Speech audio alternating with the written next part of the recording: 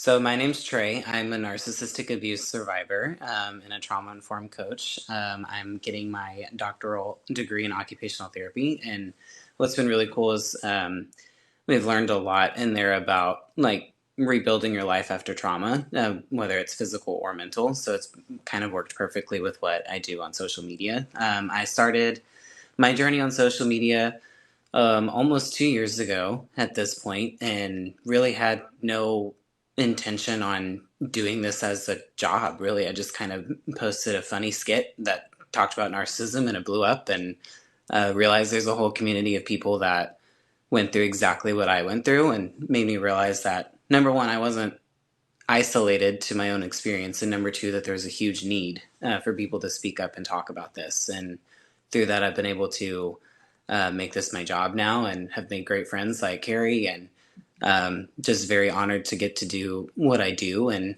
it's fun seeing how my social media life and my future life as an OT are starting to blend together really well. I'm engaged since my narcissistic abusive relationship, and also have 3 young kids. So dad guilt was real, life after narcissism is real, like all that stuff. I'm able to talk about all that kind of stuff. So Yeah.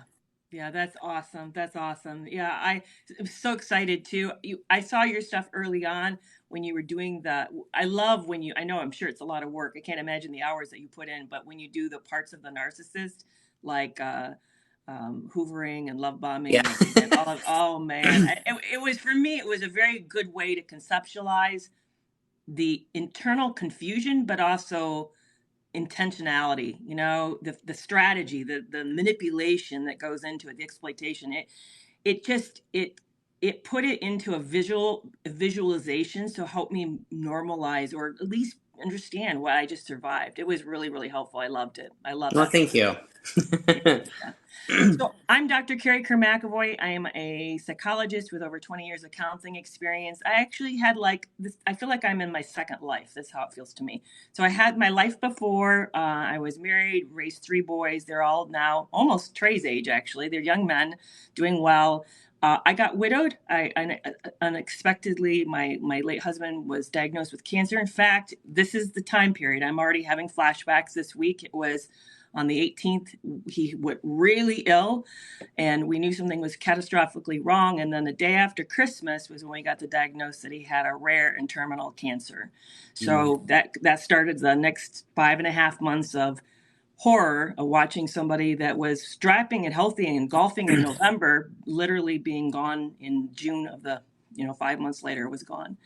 So my life then just imploded, and I wanted it back. And so I started dating way too fast. I mean, I knew it was, it's fast when it's the time is really short and you're on the dating apps and you know that you shouldn't be, but you can't stop yourself. So I met my second husband a year later, and we were married a year after that, and ended up in this horrifically abusive relationship. Like, I would say he was the epitome of everything bad that ever happened in my life, all pushed into one person.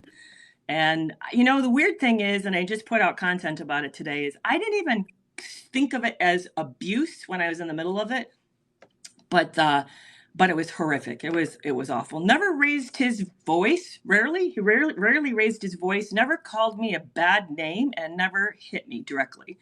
But on the other hand, as far as the horrificness of it, the level of completely demolishing my self-esteem and my value and my confidence, I don't know anyone who could be more successful at knowing how to do it and doing it really, really well. The manipulation was class act, was high. So I got out 2 years later after really trying to save the relationship for 2 years, and then it was then when I started writing my book that I discovered, wow, I was abused. That this was abuse. And I knew he was a narcissist, but I didn't have the word for narcissistic abuse. Kind of stumbled into this community backwards, like finding your video and Yeah. seeing Lee's stuff and Lisa's stuff, and like, oh, wow. And then what shocked me, and I know I hear this from a lot of people, is that how similar our stories are. I thought no one could have experienced what I experienced. I thought that was too outside. That was like the stuff of Netflix series, limited series is what I thought. So when I started hearing other people's stories, and that the commonality of all of us, that what he said to me was even the same as things that was said to you, or when you parse those, that inside of that down into pieces, like, shit, were you there? I swear you were there. So to me, it's been shocking to find the universality of all of what we've been going through. It's amazing. So yes, that's Yeah. my platform. These days I'm full time. I don't, people ask me a lot, do I counsel? No. Do I offer a clarity call? So if somebody's lost and needs direction, I'll meet with you one time and kind of help you figure out what do you do next, or what are you needing, or what resources maybe you're not aware of. But I don't counsel these days. I primarily educate and create content, and I write and do that kind of stuff. And one of the things that we're doing is Trey and I have this group coaching that we have been offering. We're right now midpoint, and we're going to be starting the new cycle, the new group in January. You want to talk about that? Tell people what we're doing? Yeah. So the whole goal of the group really is it to be so we're both very pro support groups. We think there's a huge need for them. I'm even starting one at the end of January as well with the Lindsay Goodman. But that's not the goal of this group. The goal of this group is to really be able to walk away with strategies on what to do on a day-to-day basis to get you closer to that peace and reclaiming that confidence that we have, or just establishing confidence for the first time. That was kind of my case, because we hear a lot about the knowledge of this, and we hear about how there's another side, and I was even in therapy. I was blessed that I had a good support group. They did their best. They didn't understand, but they did their best. But nobody could really tell me what to do. Nobody could really say, okay, so this week let's focus on this. Okay, let's when this happens, here's how you can distract yourself in a healthy way. Here's how you can cope. Here's how you can get your, like, nobody could really do all of that for me. I had to figure all of that out on my own by trial and error.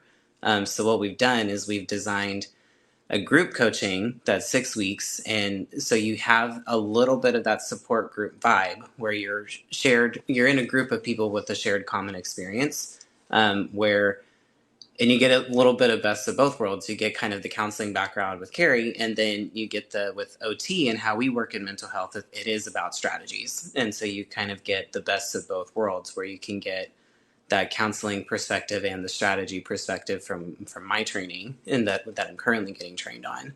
And so it's just a lot of like practical how-tos. There's some reflection work that's done, and what we like about it is we don't talk about your ex very much. There's a few things that we do just because we have to break some dissonance and stuff, but the focus of it is about you, and you reclaiming your life and reclaiming your peace and your clarity and your confidence. And so far it's been going really well, and we've gotten some really great feedback. So we're really excited to launch another group, and hope that you guys will be a part of it too. Yeah, I'm super excited. One of the things I know there's been a lot of criticism about talking about trauma as if talking about it is wrong. And it's not. It's the first stage after you've been abused. You need to know that it was real. You need to know that others agree that it was real, and sort of validate that I mean, if you just walked away from an airplane crash, you'd be talking about it for a while. That's a natural, normal reaction. But what happens for some of us is that our bodies, because we were in chronic abuse for so long, is in this hyper excited state, and we find it hard to move to the next stage, which is to sort of reclaim control over your regulation of yourself and your emotions, but also how to actually regain confidence in yourself, and to begin to take back your life and reclaim confidence. So this is what this is deliberately about. It's to teach you strategies to reset, re-regulate yourself, and then what to do with those sort of obsessive, anxious thinking that is part of the overstimulated, over-aroused nervous system, which is, like I said, is a very common part of abuse, especially when we've been in long-term abuse. I think one good way to sort of differentiate is, well, a lot of us heard of PTSD and CPTSD. The hard part about CPTSD is that we lived in this situation for a period of time, and it's become normal. We don't even realize it's become normal. So we walk away still, in a way, acting as if we're still being abused. So this is helping you like separate that and reclaim control over yourself. Yeah, and it's a lot about also rewiring your brain a little bit Yeah. too. I'm actually now that I'm on break from school for a little bit, I have some time for like reading for me. So I'm reading this book by it's a collaborative book by Bruce Perry and Oprah Winfrey. And Carrie, you've Yeah. probably heard of it. And I it's called haven't. it's called What Happened to You. And Yes. it is such a good book, and what it really talks about. I mean, I'm not even a quarter of the way done with it, and I've already got so many highlights in it. But one of the things that that Bruce Perry explains so well in here is that the way that our brain naturally works, and I'm summarizing here, the way that our brain naturally works is that we react before we can process, essentially. So if like you are used to being in this environment of stress and really danger and trauma, even when you're out of it, that's what your brain's naturally going to go to when you get triggered or when something happens. That's why we understand PTSD with like war vets so much better, because it makes more sense, right? In our mind. Like, oh yeah, when a car backfires, it sounds like when they were overseas or something. Like it makes sense, right? So it's harder for us because it's not as tangible. Like the things that we went through, well, some of us it is that tangible, but for some of us like myself and what Carrie said,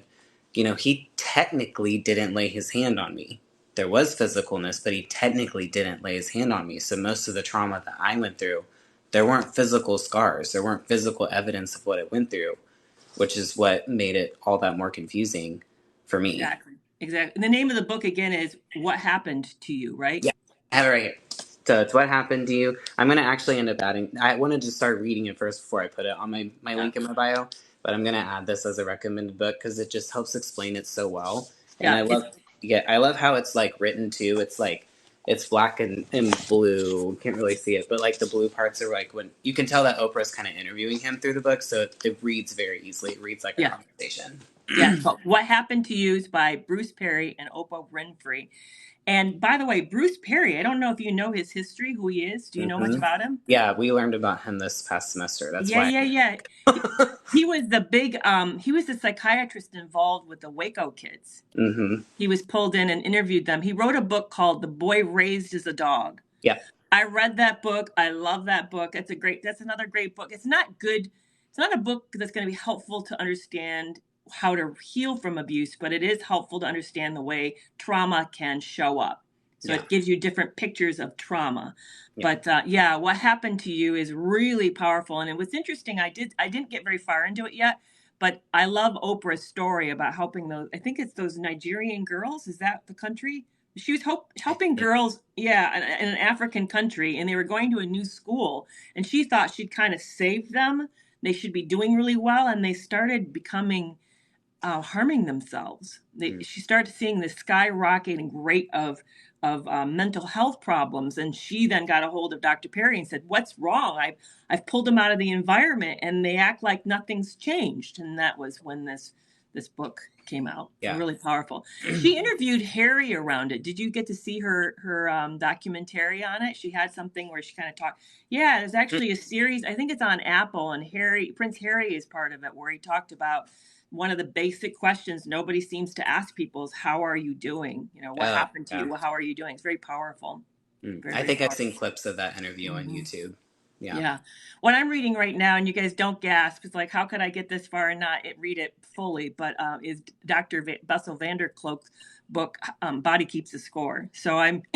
That's on my bookshelf. That's the next one. I know. Yeah. I'm working through that right now. So you guys are going to hear a lot of trauma-related information. Yeah, I was literally holding both books in my hand. I was like, I don't know which one to start with. So I ended up going with this one. But that's literally on my bookshelf.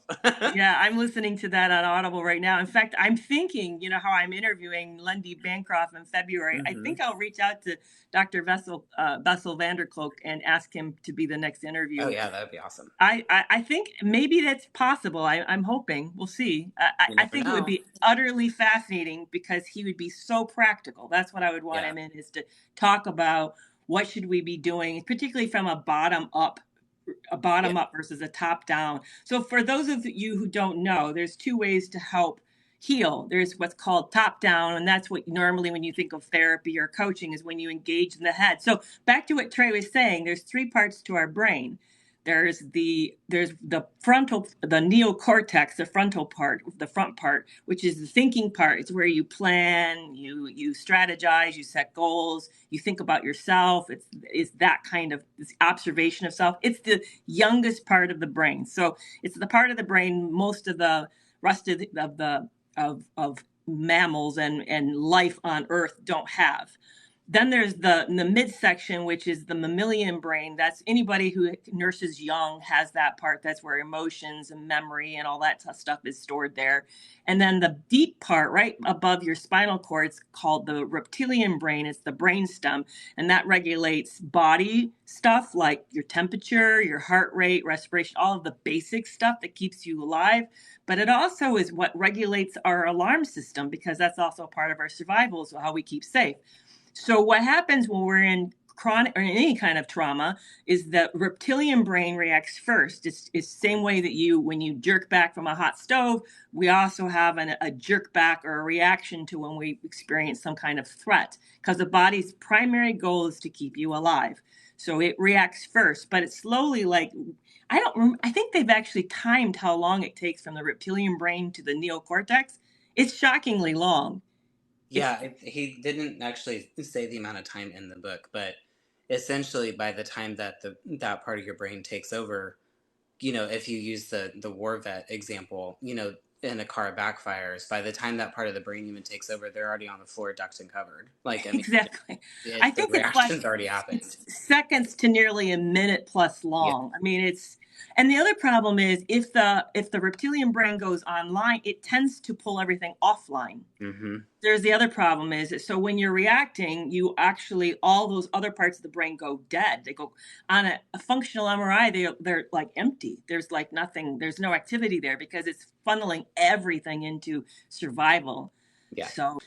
So yeah, super excited. So any questions for Trey and I? If you have any questions, put a thumbs up in front of the comment or question, and we'd be happy to talk to you guys about it. We don't mean just to have this be an interview today, but how are you, all of you, doing as we head into Christmas this week? How are you doing, Trey? Are you ready? Yeah, for the most part, I am. I'm more excited. I'm more excited about the week after Christmas because my kids and I are going out of town.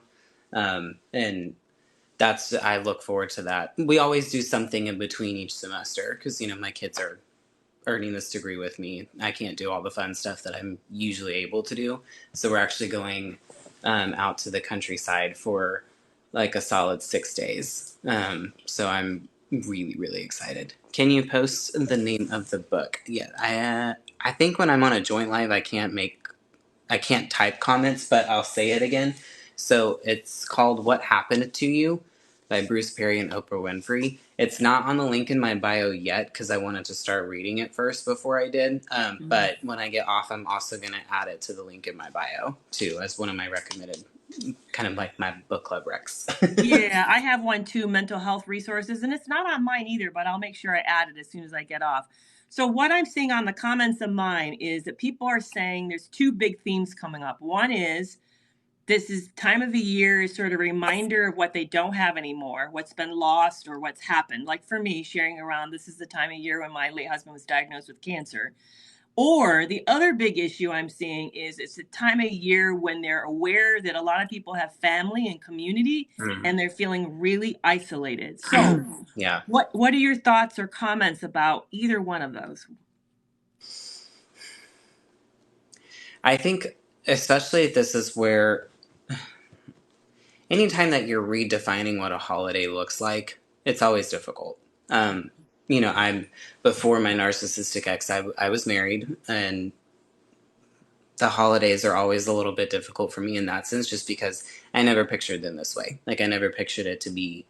Now, with that said, I have a great relationship with my kid's mom, so every holiday we split it. We just alternate who has the morning and who has the afternoon, but we split it every year. So there's never a holiday I don't see them, but it's still just not like nobody pictures that, as the outcome of whenever they start a family.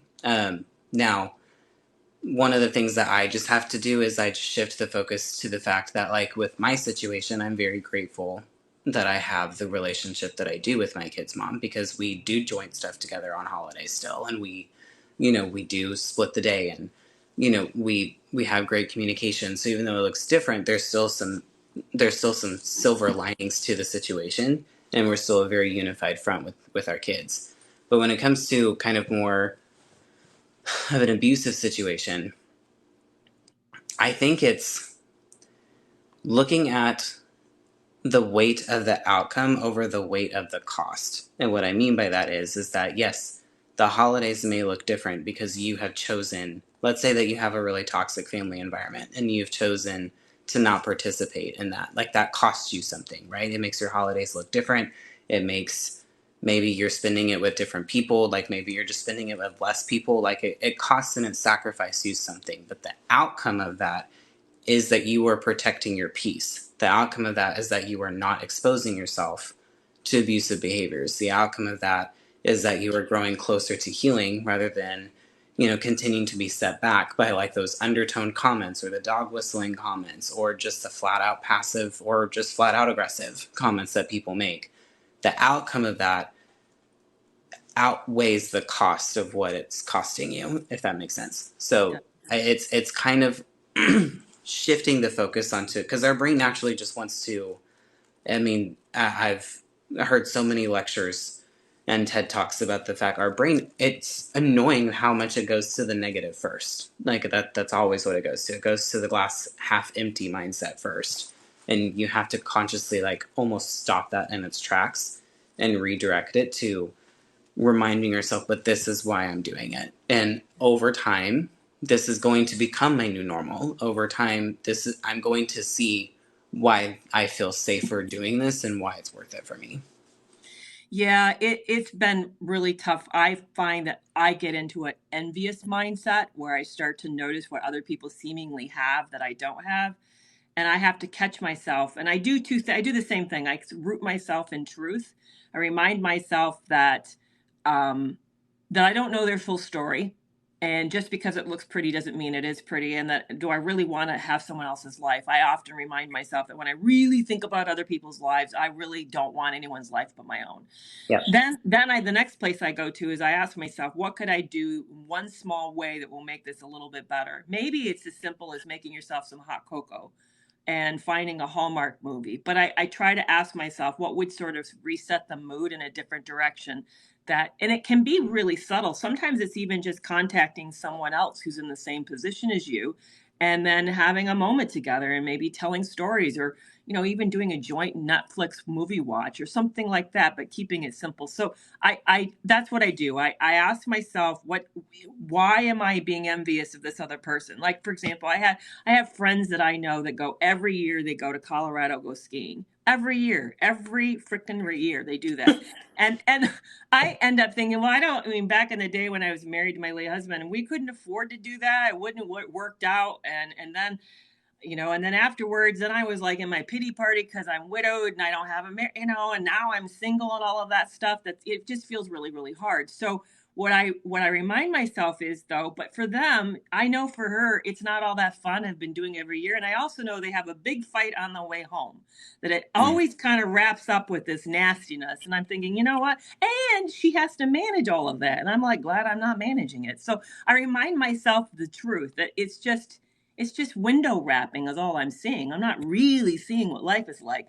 And that my life is my own and it's what I make of it. So taking back, it is amazing what you said. There's stats on this. Like, you have to see something 3 times positive for every negative or something like that. Yeah. It's amazing how out of balance negativity is. It gets you can read 10 good reviews, but that one review, like I can tell you which one right now is just like sticking in my craw.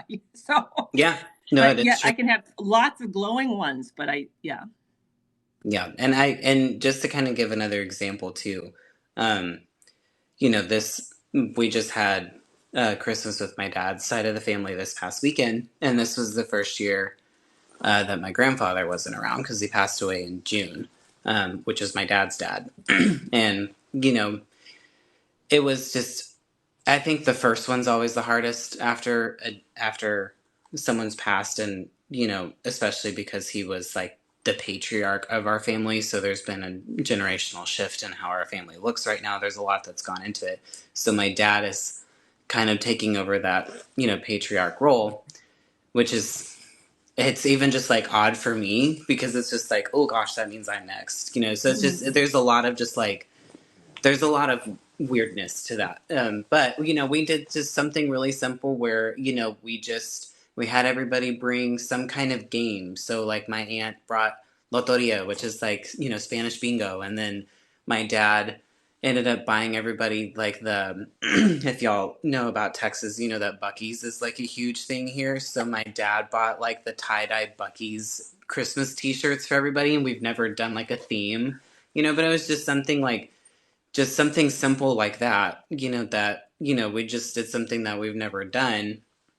And that's a lot about what we talk about like in our group too, is when there's these activities that have a negative connotation to them now because of something that your ex did, or maybe you've just not been allowed to do one for a long time to take care of yourself. Like cooking is one that's very, very common that I hear on my coaching calls, how they just like get anxiety cooking again because it always led to some sort of fight or criticism or that kind of thing.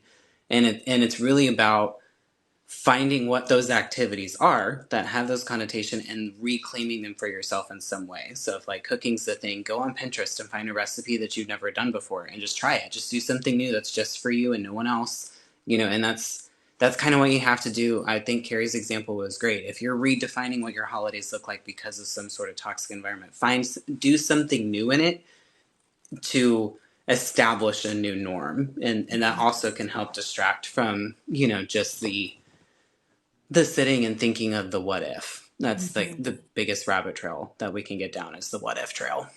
Yeah. Yeah, the what if trail, and the other was everybody has it better than I. Oh yeah. Oh Yeah. man. I've had to, that was the one that was like being widowed. I had to, about destroyed me. The idea of being alone for the rest of my life. Nowadays, I'm actually to the place where I think, well, I don't know if I want to give up all the independence and freedom that I have. I know that Yeah. is pretty darn nice, but when it first happens, you don't know if you can survive. And the idea, here's the other real weird thing I found, and I know people are talking about being lonely. To me, loneliness is really actually more of a state of mind than it is a state of being. I Oh mean, yeah, for you sure. can be in a relationship and be. That was when I was the loneliest. Yeah. When I thought that I shouldn't be, and I am. When I'm in a relationship or in a big busy like busy family gathering, and then you feel like nobody sees you. That's the absolute worst, in my opinion. Yeah. So I've found that it all it takes is seeing yourself is really the way out of being lonely, is recognizing that you matter and that you're with yourself and that this is really, really important. And it helped me a lot. It helped me survive COVID alone. So yeah. Yeah, I think, and if I'm very transparent with you guys, that was why I stayed in my abusive relationship so long, was the fear of being alone. Because, and I remember even saying to myself, I know he's not the greatest, but at least I'm not alone. Like I Yeah. remember saying that to myself. And just like Carrie said, I found out very quickly that there's a big difference between being alone and being lonely. And the loneliest that I ever felt was in that relationship. And not when I was on my own. And sometimes I think you need that time on your own to realize, like, okay, there's nothing wrong with wanting a partner. There's nothing wrong with wanting someone to spend the rest of your life with. But if your life has less meaning to you because you don't have that, then there's something wrong with the priority of that. Because you're not defined if you're in a relationship or not. I use I'm from the South, so bear with me, but I use the pumpkin pie example all the time. That you are all the ingredients of a pumpkin pie, right? But some people like to put Cool Whip on the pie to take it to that next level. Well, you don't need the Cool Whip to make a pumpkin pie. It's just an add-on. It's a bonus. It's something to elevate the flavors of the pie, right? Well, we are our own pie. And what a partner should be is that Cool Whip that helps take you to that next level. But if I had this mindset of like, well, no, a partner is needed to complete my pie, and that's not the case. Like I have everything that I need. I have everything I'm capable of. I can build my own future. I can reach all my goals. I can be a great parent. So I want to define what this looks like for me so that way when I do invite someone into my circle again, I have a clear boundary where if you don't fit into this, then I'm not going to rearrange this in order for you to fit in. You either help take it to the next level or you don't fit. That's such a good point. And I think so many of us, we struggle with that. We struggle Mm-hmm. with we end up accommodating ourselves to make it work because we're more afraid of being alone than we are afraid of losing ourselves. Which, when you really think about that, putting that side by side, being alone with yourself, having yourself, versus being in a relationship and losing who you are as a person, I think that by far the latter is way worse, way Oh, worse. for sure. Somebody asked a really provocative question, and they asked, is envy part of depression? Um, so when you look at the DSM-5 and the criteria of depression, it doesn't outright list envy, but I would say it certainly can be a contributor, or certainly a feature of depression is when you end up feeling like nothing ever goes well, and there's a sense of like helplessness to this, helplessness. And envy is a great kind of like on ramp for that to help get you there. But I wouldn't necessarily say that just because somebody's envious necessarily that they have depression. I hope that makes sense. Yeah, I'd agree. Yeah, depression is actually, we use it as if it's a feeling word. It's not a feeling word. It's actually a condition and a sets of symptoms that go with the condition. So you'll see a disordered appetite, problems with sleep. They'll have a sense, they feel like there's no energy, they can't get motivated. Or they'll have periods where they have excessive some of that, where maybe they stay up and they don't go to bed, or they are really struggling to eat at all, or they may be overeating. But you'll see sort of some disturbances of sleep and appetite. And then there's just this pervasive darkness. I have people tell me that it's like feeling like you're in a hole that you can't get out. You can see like you should, and you know that maybe life doesn't need to be there. In fact, people actually tell me that life looks darker, that when they Mm. view the world feels and looks darker than normal. I've never been depressed. Have you? That's kind of a personal question. Yeah, I have. I mean, not to the point where I was like treated for it. Mainly because at the time I was dealing with it, I was a little bit too prideful to really get treated for it. Um, but probably most of mine has been situational depression. And I think the worst one actually was, um, I would say, I don't really know if I would say that I was like depressed after I left my narcissistic ex. I think I was more depressed during the relationship, actually. I think that was actually my lowest point dealing with depression was with him. And because part of my story is like my coming out story at the same time. So I was with my wife, and we were separating. I came out, and 2 weeks later I met him. My world was in total turmoil. I was losing friends left and right. I was in a worship program at a pretty big church, and I got ghosted from that, like just taken off the schedule. Like no conversation was had. I was just removed. I knew my family was more sad about the divorce and the coming out, but I knew like my family was being hurt. There was a lot of things being said about me, um, by, we'll just say people. There was just a lot of things being said, and my family was being reshifted. And so even though I'm stepping into like my truth, the world that I had built for myself at that point in my first 28 years of life was just like falling apart. So that's why the love bombing was so intoxicating for me, because I had this guy coming in and, saying all these things, and how attractive he was to me, and how he wanted kids, and, the house and the white picket fence and blah, blah, blah. And so it's like I put all of my hope for a future in this person. And because I didn't have enough self-worth in myself at the time to find my own future and to define what I wanted my life to look like on my own. And I looked for a lot of my identity and my worth and my value, my future, through him.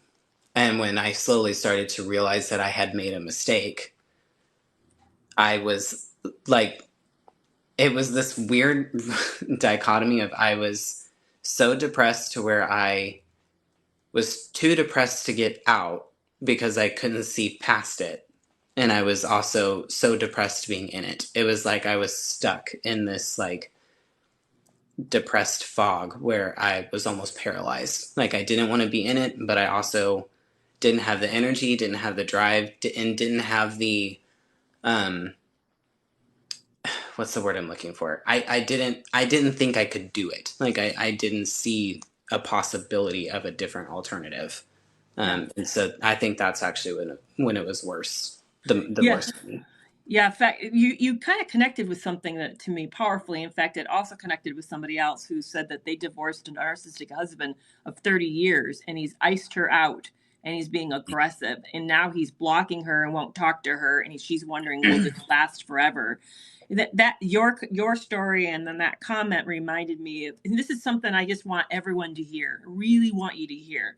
When you go through a massive transition, whether it's for you, Trey, leaving that first relationship and then coming out and sort of starting over, or me being widowed, or even after narcissistic abuse, those periods of time of transition, it feels like your life has been destroyed beyond repair. It feels to me, I got to once see Mount Lassen out in California.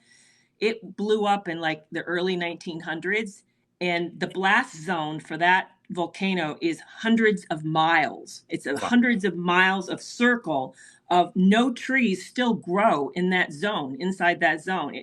To me, it felt like I had this blast zone that a whole much of my life was just destroyed. But I want to tell you that's actually not true. And hold on, because things start to quickly rebuild. But when when we're in that space, it's easy to be panicked and to feel like it's never going to improve, and you don't know. I didn't feel like I could breathe. I felt like somebody had like a chokehold around my neck and I was being suffocated. But I realized, as now that I did it once and after that last, so when it happened again after the narcissistic abuse, and I literally like had no place to live, I had no furniture, I didn't even have a car, and my son was laying in the hospital dying of leukemia, I recognized that this was the same place I'd been before when I Mm. was widowed. And that then I knew this is going to go away. This is really bad right now, but it won't stay bad, just to keep stepping and breathing. And it'll get, every day, every second, it'll start to get better. But when you don't have that reference point, it can feel not survivable. It just can feel too big. So I want to tell all of you, please hold on. Please hold on. It will get better. It will. It You and does. I are living examples of that. Yeah. And I think the thing to understand too is that it is a combination of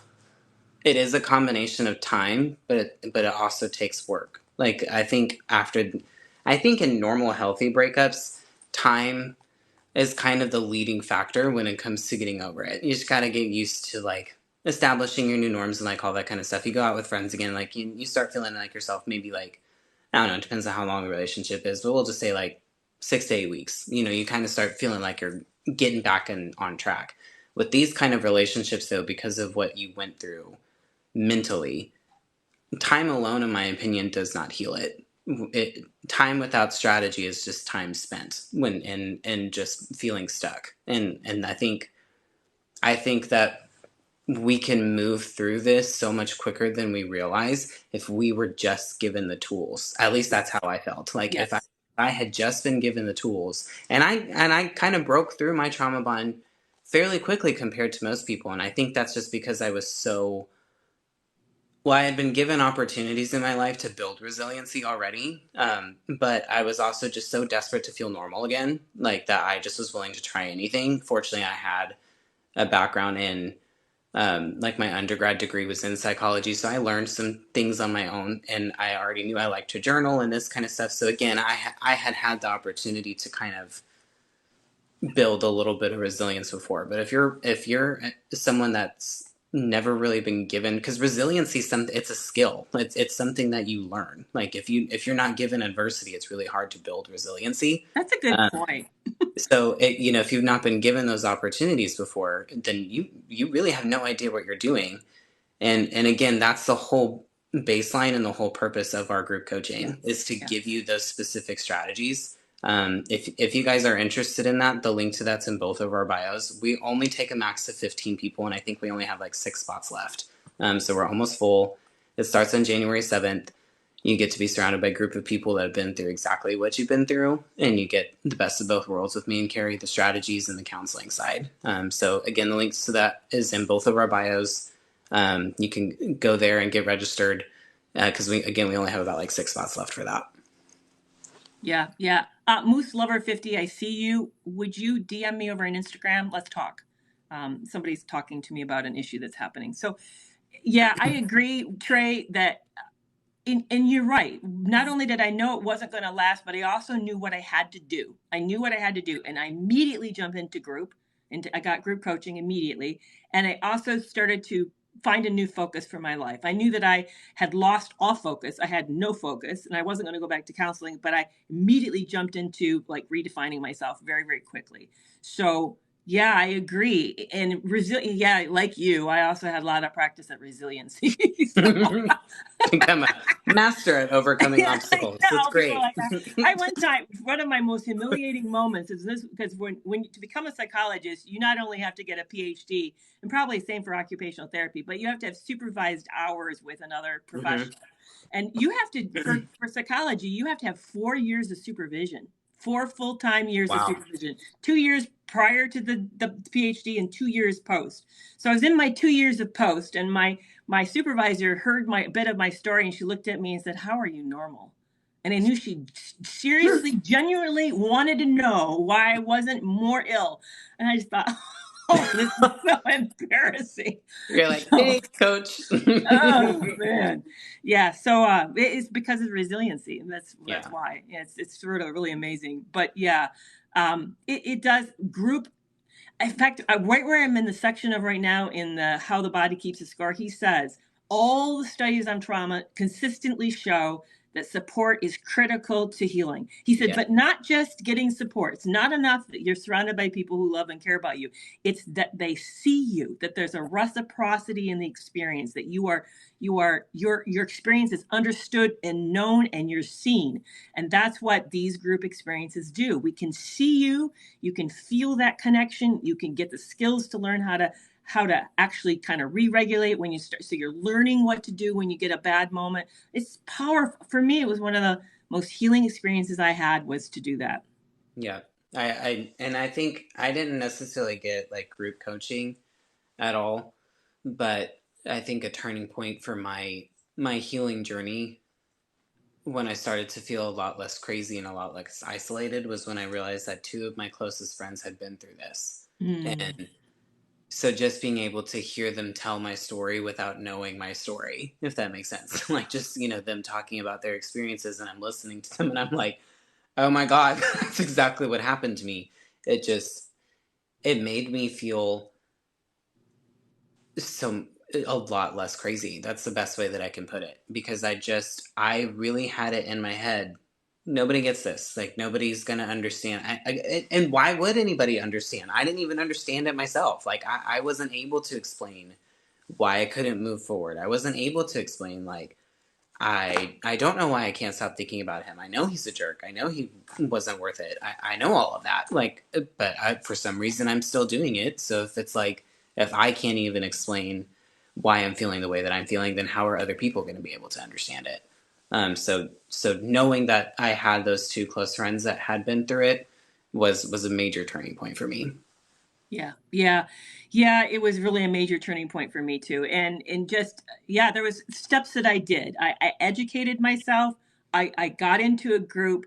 I refocused myself, and then I also told myself that whatever I was feeling, I could survive.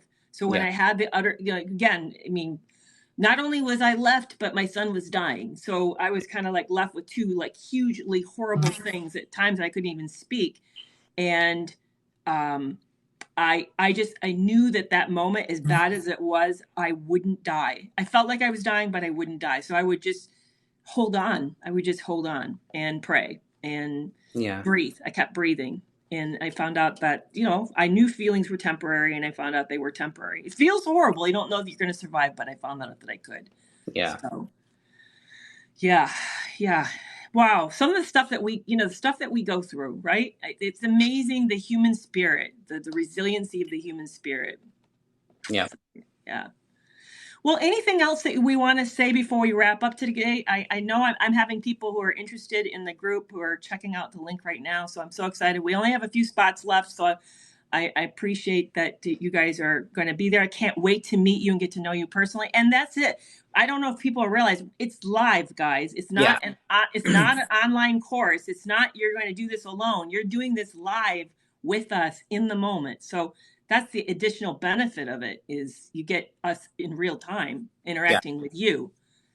Yeah. And we give like you specific homeworks to work on and different and different like it's literal tangible stuff that you can take home and work on and do. And we started from day one. It's a total of 6 sessions. And they are a max of like an hour and 15. So we don't take up like all day every time. And there are opportunities to share with the group because we do work on the calls. So we have everybody turn their cameras off. Okay, do your work. When you're done, turn it back on. And then we talk about it for about 10 minutes. We move on to the next thing. So it's very interactive. And that's why I'm so confident that just being able to have these like specific strategies is what can be a turning point for people because that's what took me the longest was just to figure out what to do. And it was trial and error and okay, well that didn't work, but this seemed to work really well for that. And how can I distract myself from thinking about him all the time and unblocking him on Instagram and blocking him back the same day or whatever. I needed these things. And so that's the whole goal of this. Yes, there's a huge need for support groups. They are valued. I'm doing my own. This is just a little bit different. It's more of that. Well, we can't really say the word treatment, but it is that strategy that you need to expedite this whole process. This starts January 7th. It's a Saturday. It's at 2:30. Goes to 3:45. It's Central Time. People are asking me practical questions. It's $120. That includes for all 6 sessions. I believe you have it to where you can split into 2 separate payments. Yeah, so you can either just prepay for all of them, and it's $120, so that makes them $20 a session. If you're not able to do that, there's a payment plan. It's technically a little bit more expensive, but it's 3 payments of $60, so it's still only $30 a session. So it's on Saturdays. All the dates are laid out. It's pretty much like every other Saturday. Yeah. And it starts at 12:30. It's done at 1:45. No, it's 2:30 and 3:45. Oh, 2:30. Yeah, that's right. Oh, yeah, that's the other one. 2:30 to. I'm going to do that a lot. I already know it because we have 2 going on at the same time. So 2:30 to 3:45 max. Sometimes we'll end early. But you guys are given. There's nothing that you have to. Once you're in the group, you're going to have everything you need. So you're going to be given the worksheets. You're going to be given copies of things. You're not going to have to go in and get more stuff and all that. You get the sessions and then you're set up and you'll have all the resources that you need. Right. So again, the link to the registrations in both of our bios. When I checked this morning, we only had 6 spots left. So we are almost full because again, we want to keep it kind of a smaller, intimate group. So 15 is the absolute max that we'll take. So tell people where they can find you with your handle, and then also, do you go live on a regular basis? And if so, when? Carrie, so I should go live on a regular basis, but I'm really bad about it. So I will tell you, over the next 5 weeks when I'm not in school, I will be live on a regular basis because I don't have an excuse to not go live on a regular basis. But I really do need to go more regularly. But yes, the next 5 weeks I will. So my handles are some version of I was like yo Trey on everything. On TikTok here, it's I was like yo _Trey. And again, if you go to the beacons link in the bio on my TikTok, it actually gives you links to everything else. So I'm on YouTube, I'm on Facebook, and I'm on Instagram. YouTube is the one that I go into a little bit more longer content, so I can go in more in depth about things. I know Carrie does the same thing on her YouTube channel. So if you're not following me on YouTube, if nothing else, make sure you're following me there because I go into more detail than I'm able to on any of the other platforms on certain things. And I'm also going to be starting once or twice a week where I'm streaming a video on YouTube and going on there and chatting with you guys during that. I'm actually going to try to, it's giving me some problems today, but I'm going to actually try to do that tonight around 7:30 Central Time. Awesome. But yeah, everything you need's in there. All right. And I'm Carrie McAvoy, PhD, everywhere. That's where you can find me. And I'm so excited because I'm laying out 2023 content for YouTube. So I'm going to actually start to break apart a toxic relationship from start to finish. Over the whole year, I'm going to take it into all these parts and pieces So I'm planning it out, and I'm super, super excited. So if you guys want to know what is it and what happens and why does it happen, what's happening on the inside, what's happening on both people's partners, on their partners, and the person it's happening to, I'm going to take all of that, kind of like piece and parcel it down into components. My YouTube is Carrie McAvoy PhD. It's same here, same on Instagram. It's everywhere. So thank you for this, Trey. And I love course running the group with you. It's always so much fun. And this was wonderful hanging out with you today. Thank you for doing this with me. So Yeah, thank you for having me. You're welcome. You're welcome. If you guys missed today, if you missed all of this, it will be replayed again on YouTube on Thursday on my channel at 2 p.m. or Central Standard Time. And I think, Trey, you'll be putting it up for you as well. I'll be putting it on my YouTube too, yeah. Yeah. All right. All right, you guys, take care.